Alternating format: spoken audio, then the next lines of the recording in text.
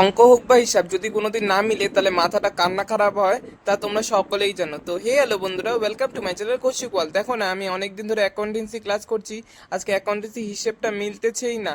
কি যে করবো, মাথার উপর দিয়ে যাচ্ছে। তারপরে সবকিছু ছেড়ে ছুড়ে আমি চলে গেছিলাম চুল কাটতে, যেহেতু চুলগুলো অনেক বড় বড় হয়ে গেছিলো।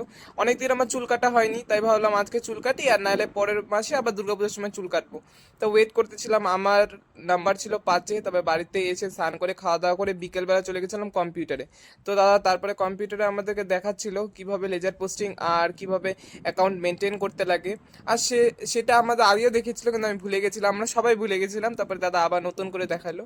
আর কম্পিউটার একটা জিনিস কি বলো, যদি মনে না থাকে না তাহলে কিচ্ছু করা যায় না, আবার শুরু থেকে সে প্র্যাকটিস করতে হয়।